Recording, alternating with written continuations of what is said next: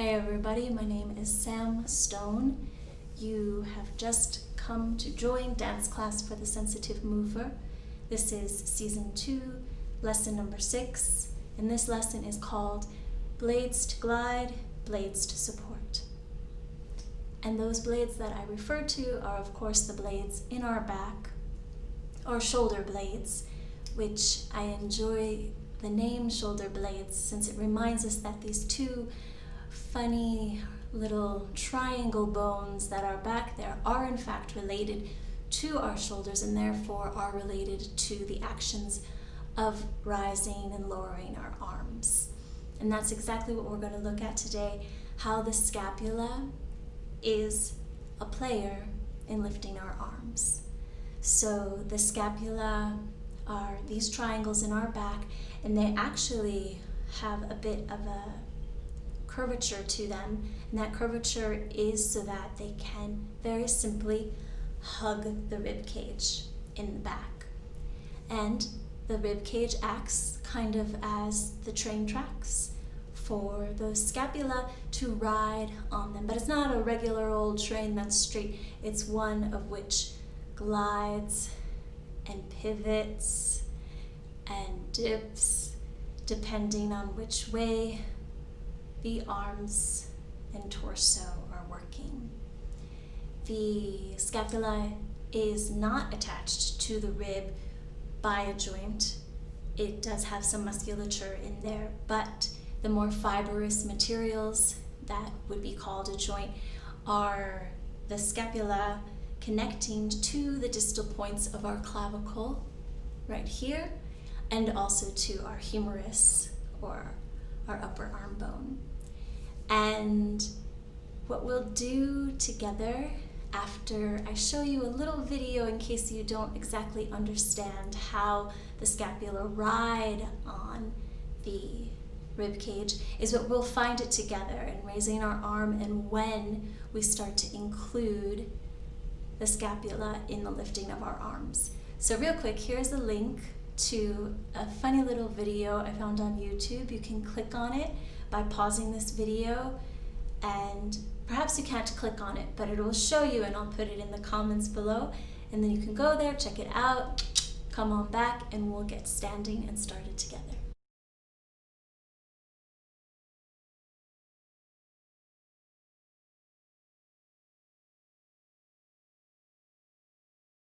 So we have this heavy arm and we want to lift it.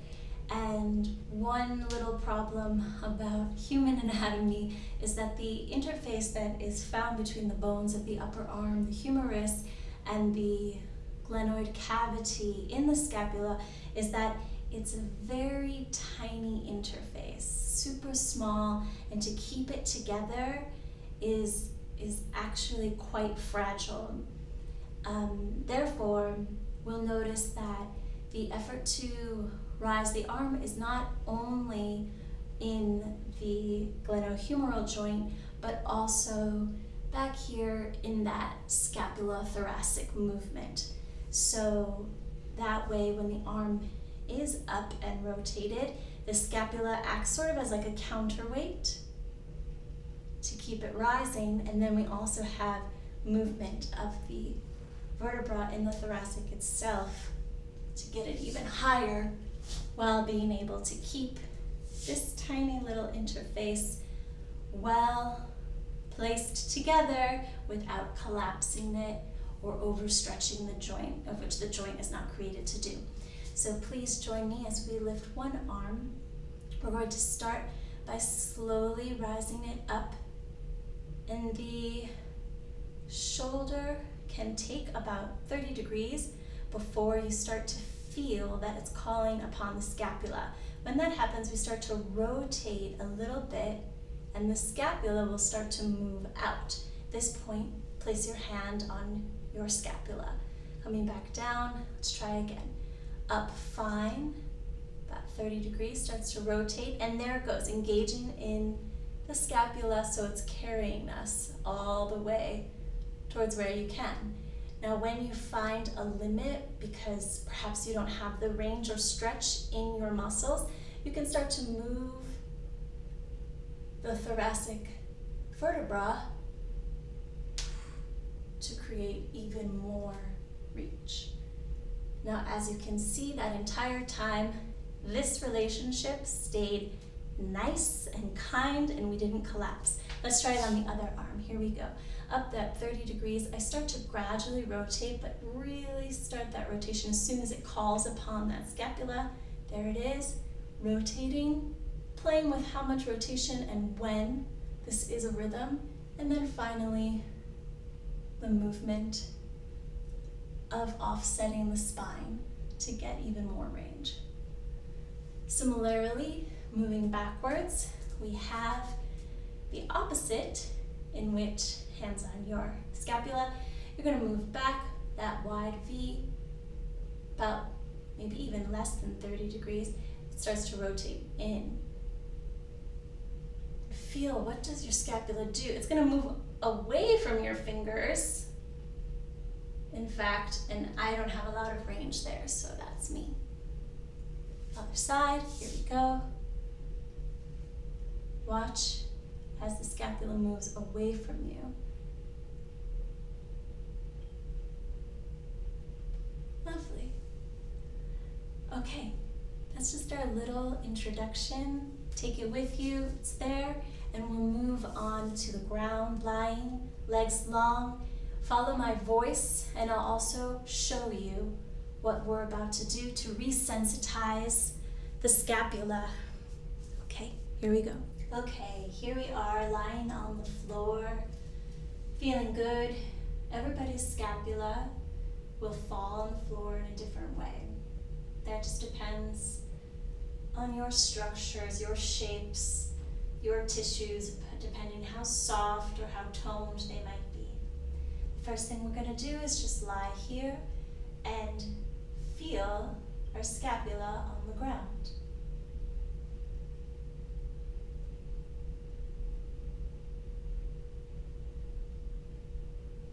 Letting them arrive onto the floor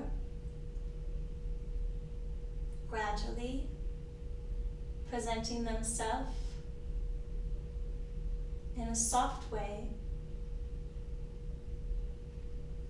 and readjusting your arms if it turns out you need a little bit more width between them, or your legs to get more comfortable, just noticing what parts of the scapula are touching the ground, and perhaps how they're different on each side.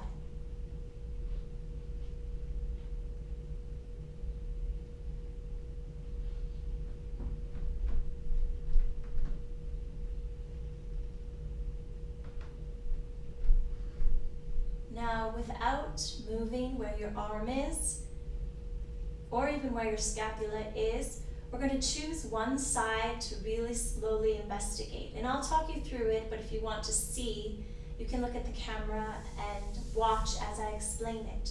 So, whatever side that you picked, you're going to lift the standing leg on the opposite side so that you're going to be able to push from the opposite side towards the chosen side.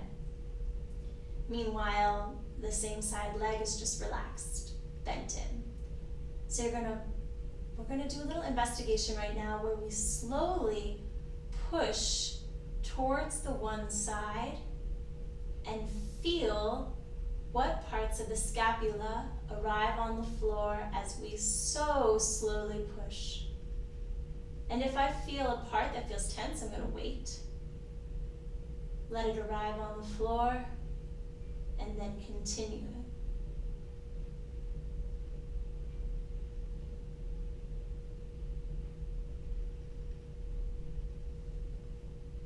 If you find a sticky part, wait.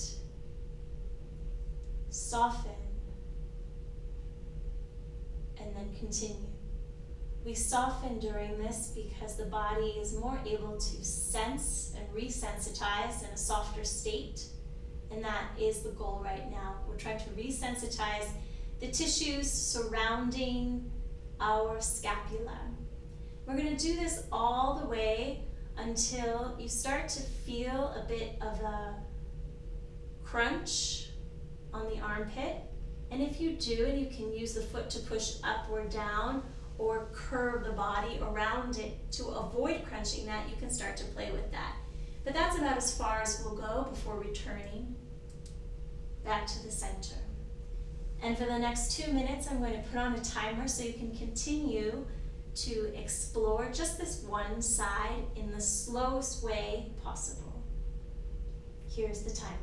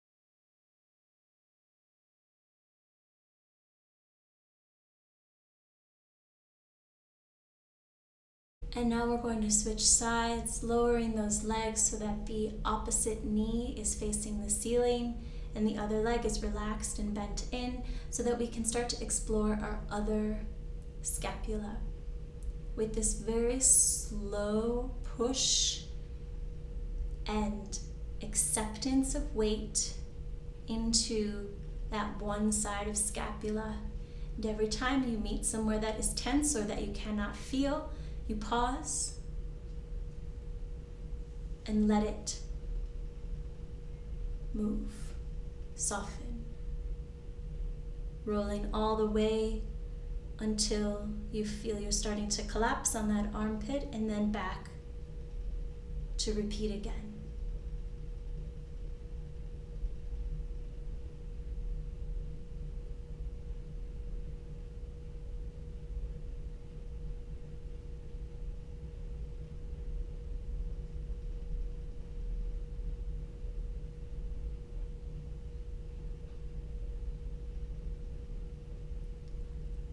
Letting the roundness of the rib cage roll you while the arm and scapula just take the ride, gliding as they will,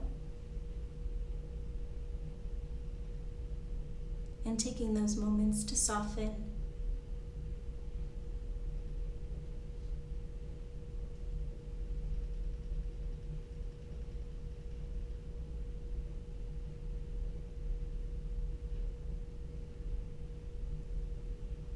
Perhaps it's a softening of the chest that helps the scapula soften.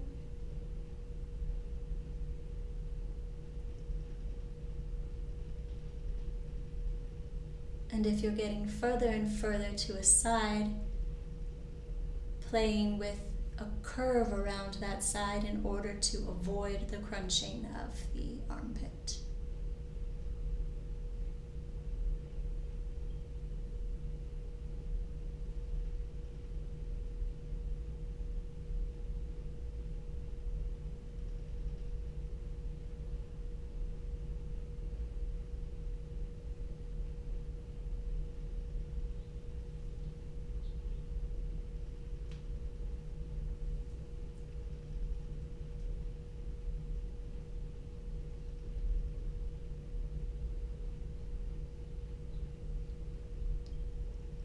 finishing your last roll. Come and meet us when you're ready in long legs, long arms, lying down just like we did in the beginning, so that you can notice how your shoulder blades might feel a little bit different now that we've resensitized up a bit.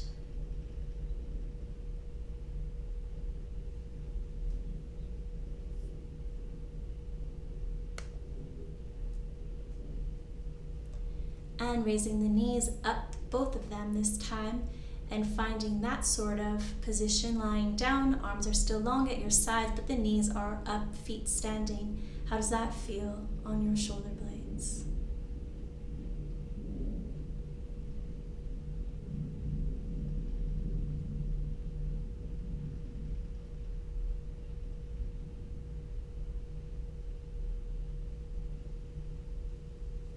Continuing back with the roll, but this time a little bit swifter, finding a softness in rolling from side to side, however fast you want to, feeling the weight of your pelvis and the weight of your thoracic spine and rib cage. The head might be offered a softness, relaxation, and as you move from side to side, you might be getting a little bit further towards belly.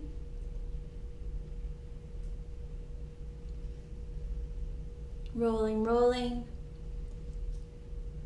And when you're ready, rolling until your arms are underneath you and you're meeting me. In that position, I'll continue to talk us through, but I will also help show.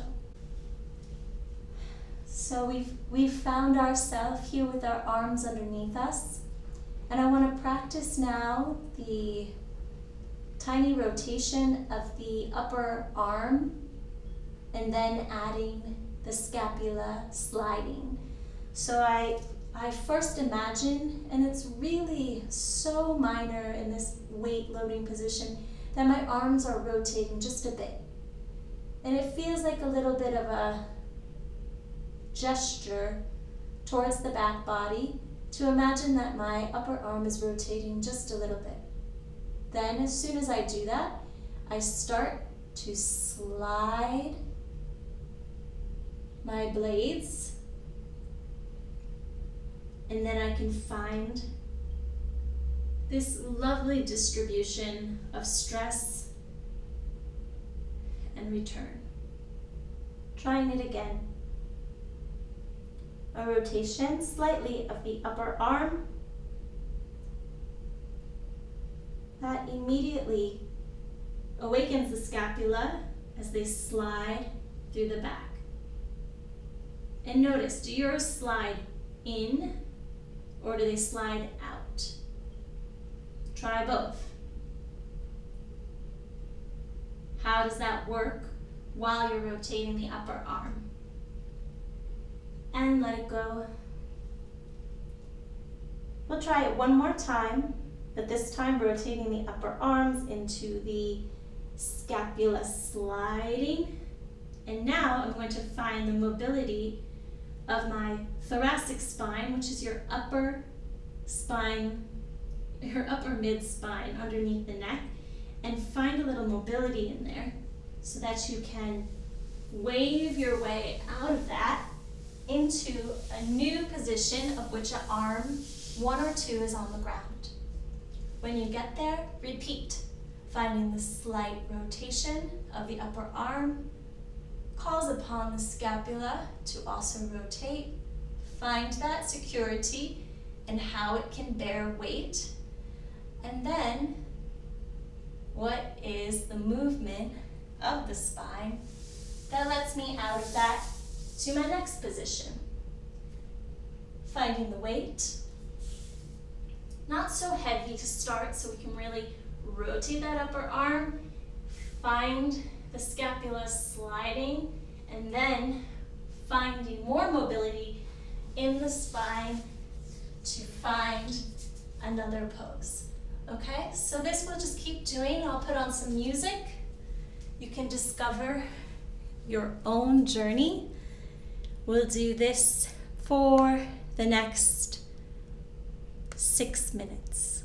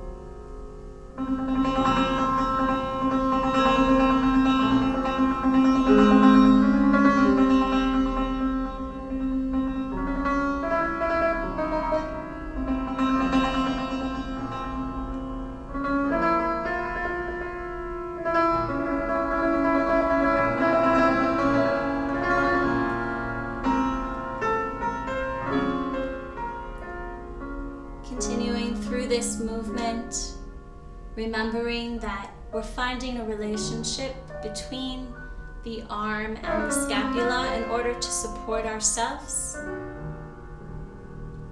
And then finally, after finding and testing how much that support can take our weight and distribute it nicely throughout the back, we'll let the spine dance it out. And that is the most joyful part of this for me, is how that spine can move in really 3 different directions to move us on to the next pose, 1 arm down or 2.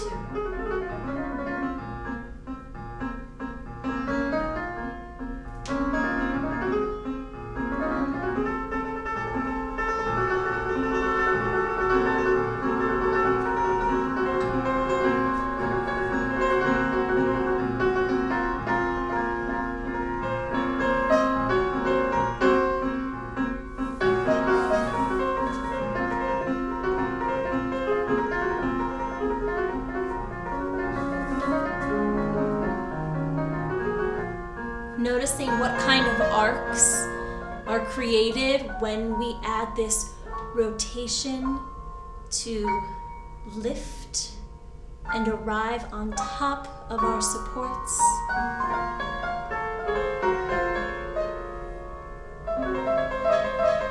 And I invite you to be curious about how the weight of the head is involved in all of this, if that is an extra element that will help your dance arrive.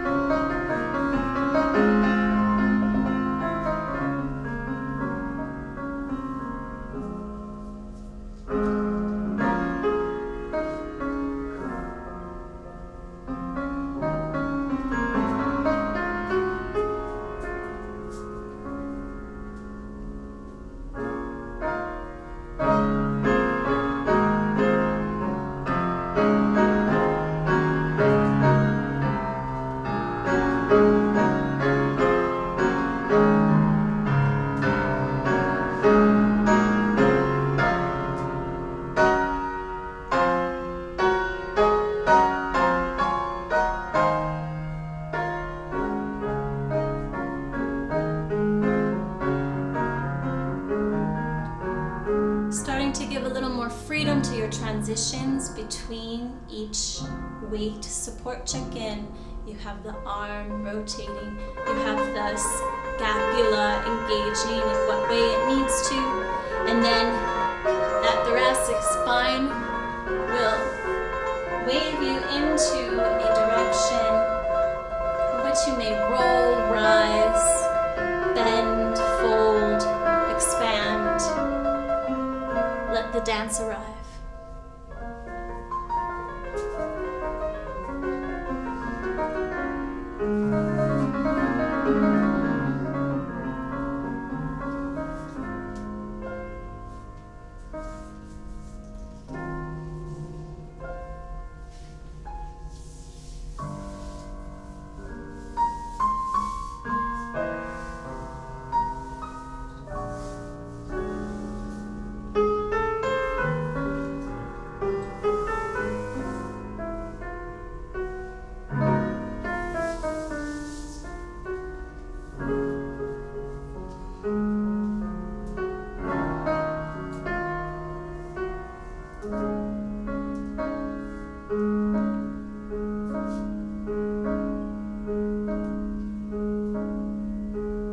into our last 30 seconds.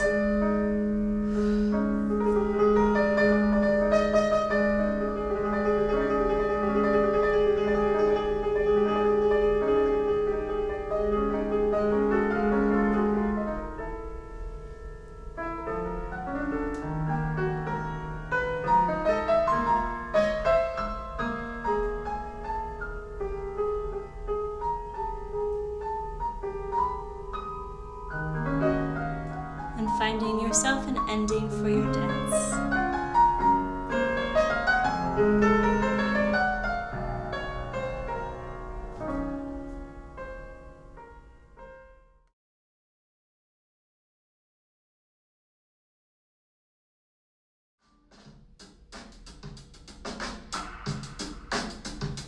Okay. I love this song. We'll use it to work out today. We've got our sticks, if you have one, or a broom, and a blanket for our knees. We just were on our arms forever, but we're going to keep the same idea of that small rotation to get through our workout today, get a little toned up so that later we can see how the movement works with the toe. All right, starting with our blankets on the ground. Lower, same thing, hands find the ground, find that small rotation, calling upon the back, push-ups,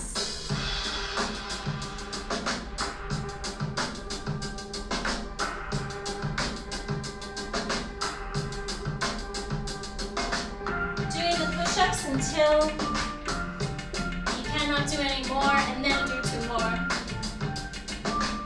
Otherwise, meet us in the child's pose.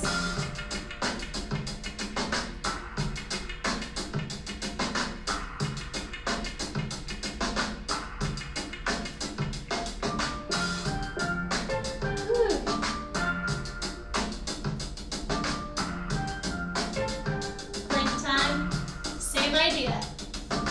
Small rotation, knee to the back, toes tucked, long line.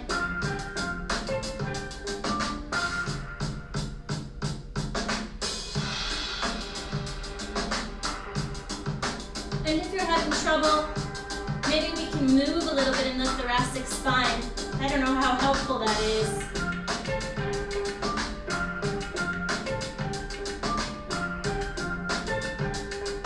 Remember, a little bit longer than what's hardest for you.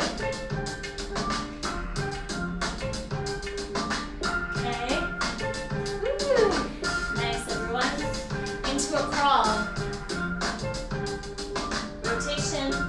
Like we do. Now this crawl is really celebrating that dance of the thoracic spine. So especially thinking about that today while we crawl around the space, making it more like a dance as we trick ourselves into a small workout.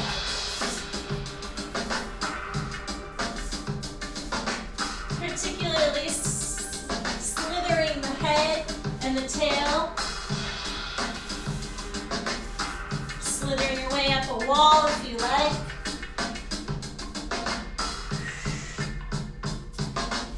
How do your shoulder blades take the weight when your weight is up a wall? How do you adjust? Finding your last crawl to standing. Now we really will take that weight into some handstands. Here we go. Small little rotation, remember?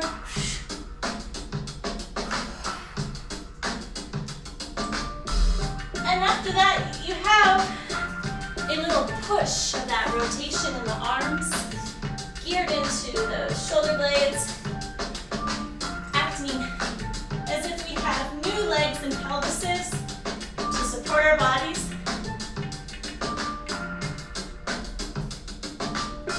One last handstand.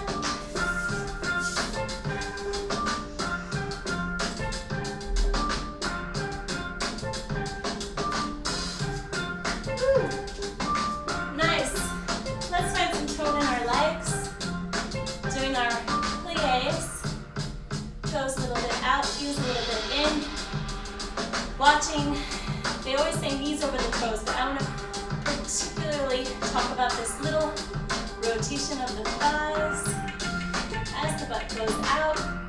heels lift, lowering as much as you can before there's strain on the knee. Definitely not looking for strain on the knee as opposed to strengthening the muscles that support the knee. Tricky knees.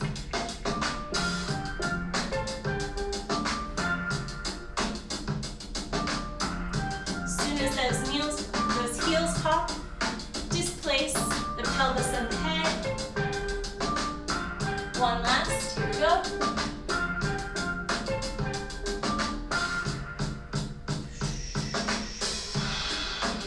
All right, opposite. This time, bending the knees, pelvis moves forward so the thighs rotate in, heels come up, and we are up. I dream of having more depth in this. If you have it, go for it.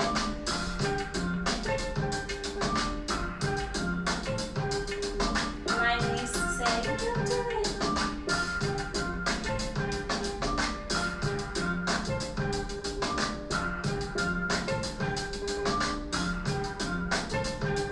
One more.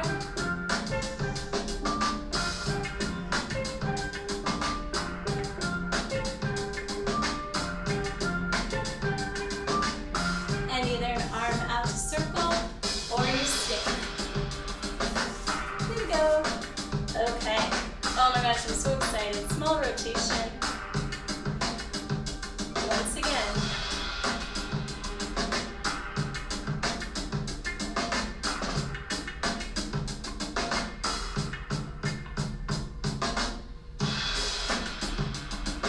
We're going to do this until we get tired. But of course you can change the position, but I would say be careful, of course. We're still learning to not crush this.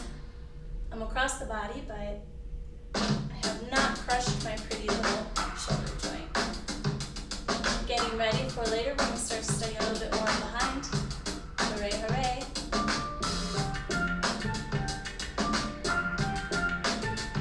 All right, other side.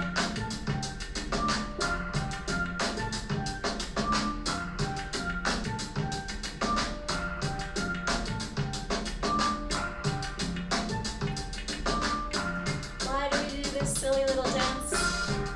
For the rotator cuff. Like we talked about, the connection between the upper arm, the humerus, and the glenoid fossa that is in our scapula is very small. So all the surrounding muscles and nerves are extremely helpful if they have a little more intelligence to help maintain that small connection in life. It's small but mighty. Woo! All right. Let's move on. Okay, let's on our feet now. We can dance. We were going to take the same exact idea that we took on the side with a rotation of the arm, beginning with that. When it gets to that about 30 degrees, oh, hello, scapula. There we go. Adding the scapula, and then when I want to move it, I have everything below that mid-spine, everything above the mid-spine, and dancing to my next reach. Now if the reach is behind you, we keep it wide, keep it wide, keep it wide. In fact, if I was going to show you the difference, it's a little tighter in the front, a little wider. That's just the shape of the joint interface. But I remember to rotate in, then I get my scapula. I have it in here so that I can start to move. So it's kind of slow at first, but then we'll speed up. Arm, connect, and then take it around, okay?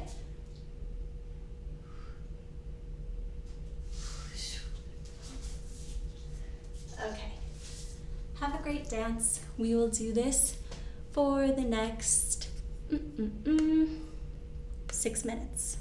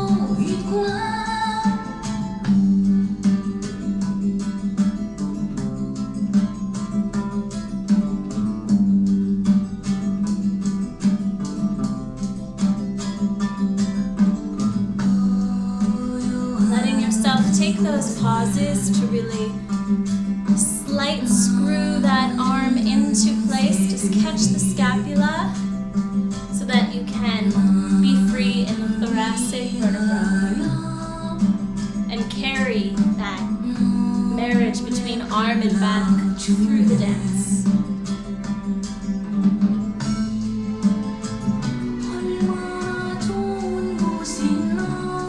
We're looking for this relationship.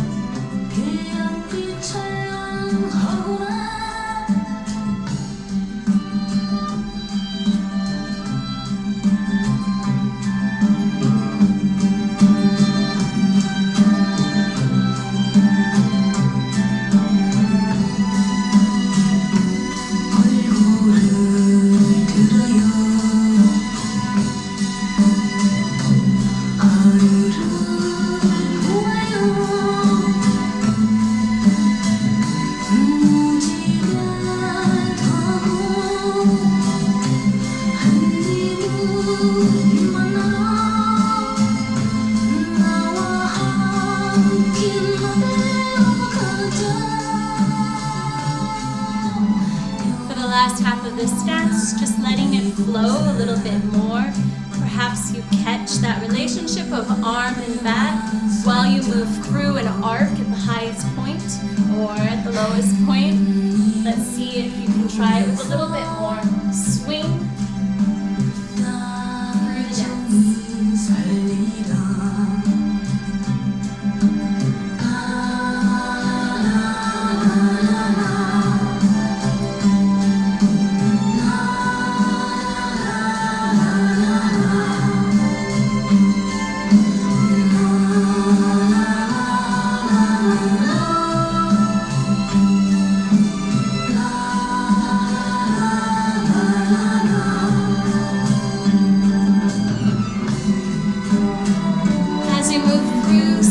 Other body parts are picking up. Perhaps the swing of your arm is picking up a leg, and you start to find that extra piece. Or maybe your fingertips start to paint a little bit more, the eyes gazing. It's up to you. What do you notice this relationship brings out in your body for the last 2 minutes?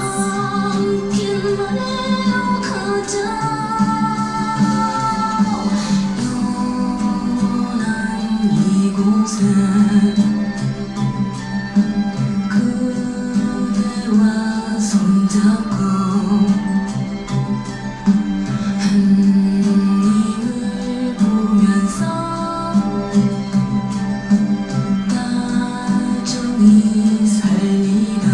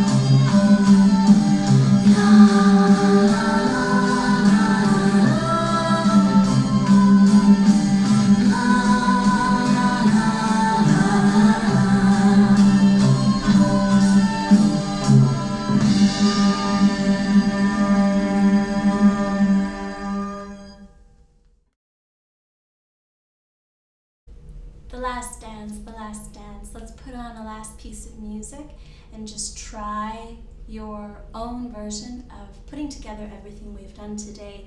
That includes rolling from side to side, resensitizing the scapula, rising to different low positions, taking weight into this arm-back relationship, standing up to find these long arms and back relationships, and then really everything in between. So this is a dance from up to down. I'll start it with you and then continue on. Enjoy yourself. I'll meet you for the writing after this one dance.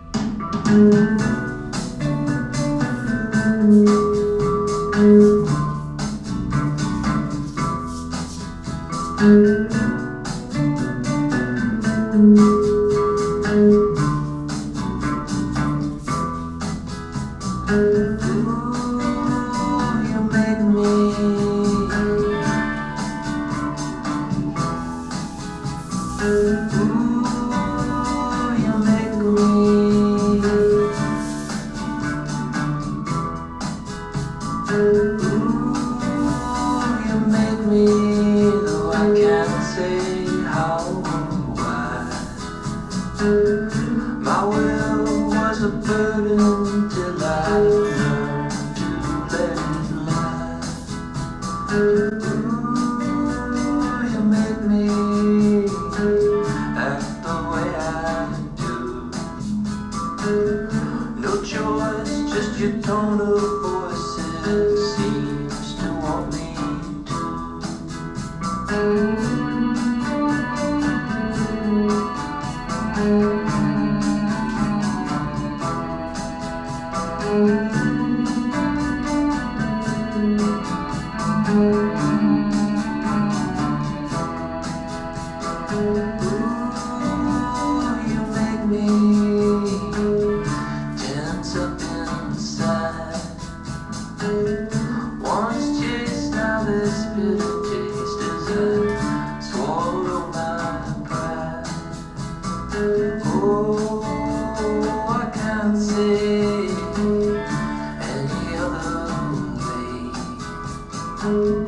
It's cruel, still I trust that you'll strictly rule come one day.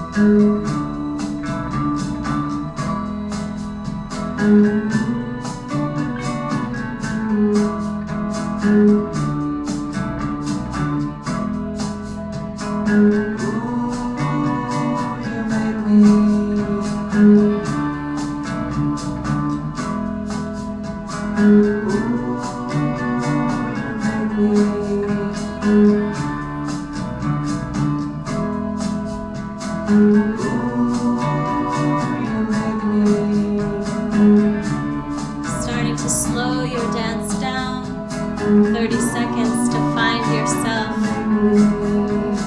slower end.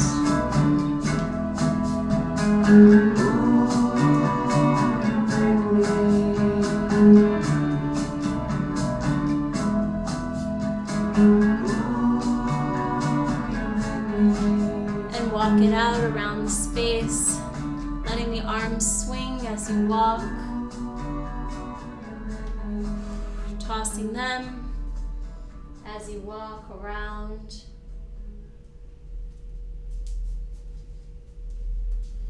And I'll join you as we walk.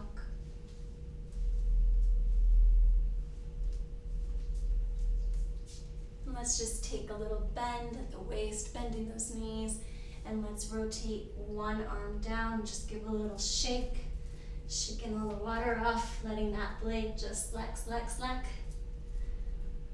Whew. And the other side, letting it out.